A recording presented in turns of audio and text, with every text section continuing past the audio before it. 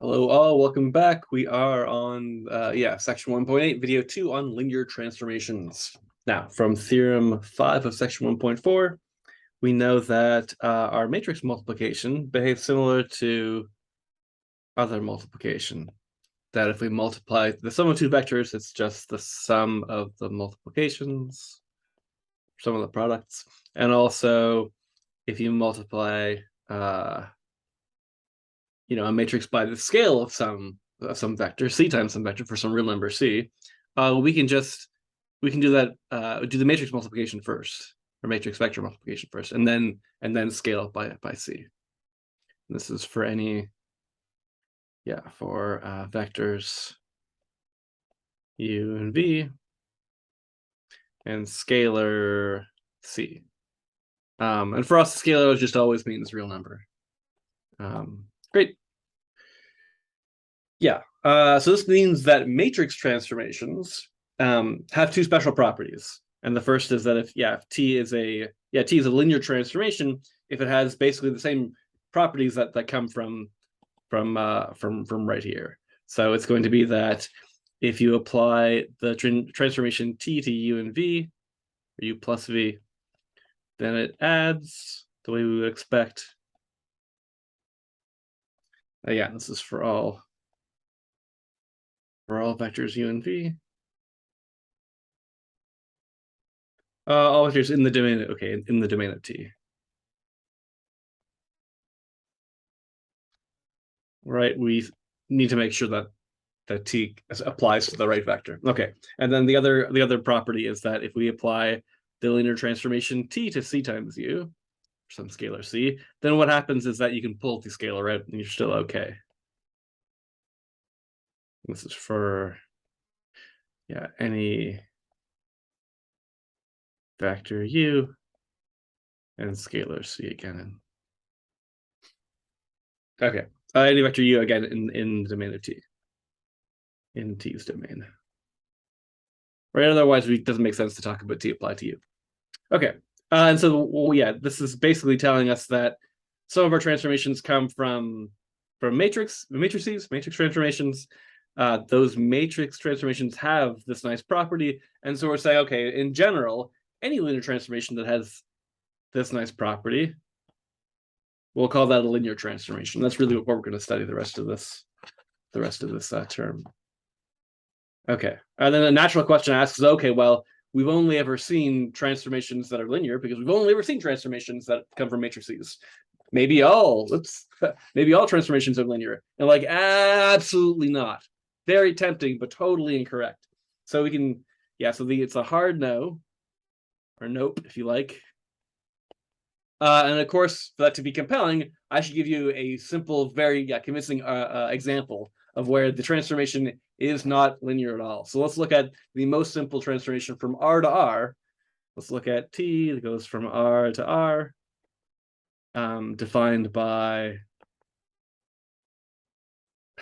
t applied to the vector x is just x squared. Absolutely not linear, right? Because we know t of x plus y is x plus y all squared. And we know this is just not equal to x squared plus y squared, which is our t of x plus t of y. Because we're missing a 2xy in the cross term here, right? We all remember to FOIL this out. X times x is x squared, xy, yx, y squared. We're missing 2xy, a crucial quantity. So that missing here. Okay, and it doesn't get any better or worse if you increase r to r squared or r to the n. There's just tons more transformations than there are linear transformations. Linear is a really, really special property. Okay. Boom. Absolutely not. Good. Okay, so then, So there's some useful consequences of a transformation being linear. So in particular, sorry, I've lost my sheet. Here we go. If t is linear, we get that t takes 0 to 0, and we can really quickly see why that has to be the case. Let's apply t of 0. Yeah, look. So t applied to the 0 vector. We can rewrite this as t applied to the scalar 0 times any vector we like. Any vector u. And now we know we've got, two properties of t being linear, and one of them is we can pop out any scalar. 0 is a scalar, so let's pop it right out. Again, any scalar in the domain of t. Probably we need to say that to be totally perfectly 100% correct, which is important to do. So this is by property 2. Our definition. And then 0 times any vector is just the 0 vector, as promised. All right, good. Another consequence. Yeah, another consequence of t being linear is that if you take a linear combination of two vectors, cu plus dv, that just amounts to taking the linear combination of t of u and t of v with the same weights, c and d. And this is also going to be true from the definition just by applying properties a and b, or 1 and 2. What did I say? Did I want 1 and 2? I might have wanted 1 and 2. Let's go back and really quickly edit this to be 1 and 2 so that our notes are perfect. There we go. Okay, so we'll see why this is true. If we apply t to cu plus dv. First, we can apply our property 1 and say, well, anytime we have t applied to the sum of two vectors, we can just say it's t applied to each piece. So t nicely splits up over addition. And then we can apply property 2 twice by popping out the first scalar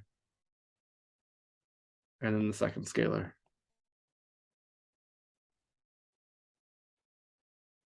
That b is looking a little messy. Boom. Okay. And then similarly, there was nothing special about having 2 here. So if we had a whole bunch of vectors, t of c1 u1 plus c2 u2 plus all the way up to cn un, or maybe we'll say cp up, so we don't confuse that with any dimensions. cp up. This is just all going to be equal to c1 t of u1 plus c2 t of u2 plus all the way up to cp t of up. All right, so let's see an example of a linear transformation. And the example is called dilation. So let's let little r be some real number, and we'll define t of x by just r times x. And then we can quickly notice t of x plus y is equal to r of x plus y by definition. And we know by our properties of scalar multiplication, this is just the same thing as rx plus ry. Oop. Y got away from me. Which by definition of t is t of x plus t of y. So there's our 1. Our second property, is going to come just as effortlessly. T of c times x is r times c times x. And again, we know from our basic properties of scalar multiplication that we can pull that c out.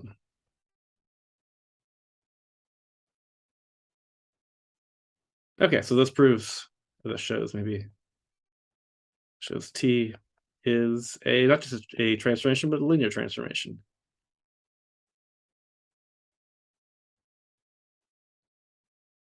And so a natural question is, which we'll leave till next time.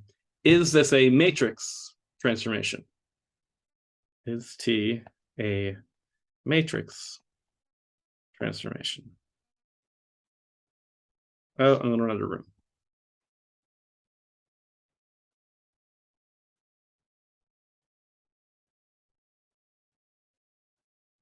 Right, we know that every matrix transformation is going to have this property, that it splits up over addition and over scalar multiplication. We don't know that that property is enough to force the linear transformation to come from a matrix. So next time we'll get an answer to that question. Until then, take care, everybody.